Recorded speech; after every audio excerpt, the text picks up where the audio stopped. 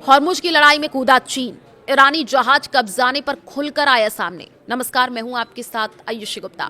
देखिए, Iran America युद्ध को सुलझाने के लिए एक तरफ तो इस्लामाबाद में बातचीत की मेज सज रही है, दूसरी ओर ईरान ने पुष्टि की है कि अमेरिका ने उसके एक व्यापारिक जहाज टॉस्का को अपने कब्जे में ले लिया है।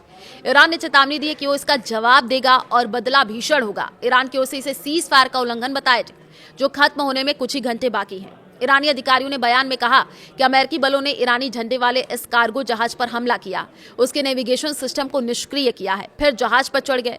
तो ईरान ने इस कार्रवाई को समुद्री डकैती करार दिया है और कहा कि उसकी सेना इसका जवाब देगी। ये पुष्टि ऐसे समय में आई है जब इससे पहले ईरानी मीडिया में अलग दावा किया गया था कि अमेरिकी बलों को ईरान की IRGC की नौसेना इकाइयों के हस्तक्षेप के बाद पीछे हटना पड़ा था।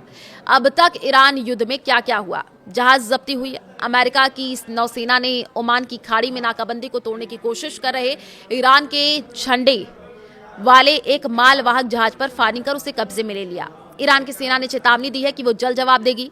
पाकिस्तान में वार्ता। व्हाइट हाउस के मुताबिक उपराष्ट्रपति JD वेंस और अन्य वरिष्ठ अमेरिकी अधिकारी आने वाले दिनों में पाकिस्तान जाकर ईरान के साथ शांति वार्ता का नया दौर करेंगे। हालांकि हॉर्मुज को लेकर के तनाव के बीच बातचीत की स्थिति स्पष्ट नहीं है।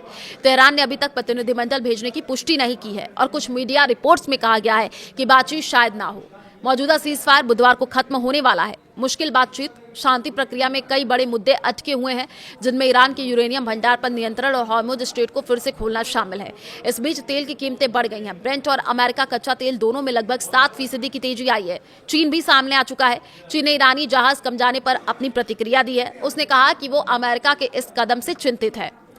तो अगले राउंड की वार्ता की कोई योजना नहीं है। ईरान ने अमेरिका की जहाज पर कब्जे की कार्रवाई की कड़ी निंदा करते हुए इसे आक्रामकता और संघर्ष विराम का उल्लंघन बताया है। ईरान ने ईरानी वाणिज्यिक जहाज पर अमेरिकी हमले की कड़ी निंदा करते हुए इसे आक्रामकता की कार्रवाई बताया है। ईरान के विदेश मंत्रालय के प्रवक्ता इस्माइल बकाई ने कहा, अमेरिका अपने विरोधाभासी व्यवहार और बार बार संघर्ष विराम के उल्लंघन के जरिए ये दिखा रहा है कि वो कूटनीति को आगे बढ़ाने के प्रति गंभीर नहीं है। ईरानी जहाज कब्जा करने पर चीन सामने आया है। ईरानी जहाज को रोकने पर चीन ने चिंता जताई है। चीन ने कहा कि वह अमेरिका की ओर से ईरानी जहाज को रोकने और जब्त करने को लेकर के चिंतित है। आपको बता दें कि अमेरिका ने उसे नाकेबंदी तोड़ करके आने वाले जहाज को अपने कब्जे में ले लिया, जिसके बाद दोनों देशों के बीच तनाव और भी ज्यादा बढ़ गया है। इजराइल ने जारी किया है लेबनान में बफर जोन का नक्शा। इजराइल की सेना ने दक्षिणी लेबनान में एक बफर जोन बनाने का मैप जारी किया। इस नक्शे में लेबनानी इलाके के अंदर कई किलोमीटर तक फैला एक बड़ा इलाका दिखाया गया है, जो लेबनान के भूमध्य सागरीय पानी से लेकर के सीरियाई बॉर्डर के पास माउंट हरमोन इलाके तक एक लंबी पट्टी की तरफ फैला हुआ है। पीले रंग से दिखाए गए इस बफर जोन को लेकर के इजराइल का दावा है कि वो यहां से अपने सैनिकों को अब वापस नहीं बुलाएगा।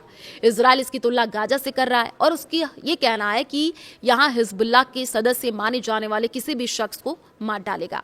अल अरेबिया की रिपोर्ट के मुताबिक फ्रांस की शिपिंग कंपनी CMA ने रविवार को पुष्टि की कि शनिवार को स्ट्रेट ऑफ हॉर्मुज में जिस जहाज पर गोलीबारी हुई वो उसके बेड़े का हिस्सा था। कंपनी ने इसे चेतावनी के तौर पर चलाई गई गोलियां बताया। कहा कि जहाज का पूरा चालक दल सुरक्षित है। वहीं डोनाल्ड ट्रंप ने सोशल मीडिया पर लिखा कि ईरान ने हॉर्मुज स्ट्रेट में फायरिंग कर सीज फायर का उल्लंघन किया।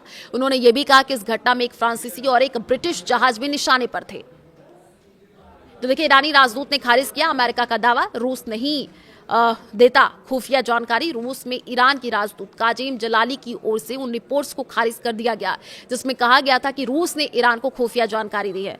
उन्होंने साफ कहा कि ऐसी खबरें सही नहीं है, इसमें कोई सच्चाई नहीं है।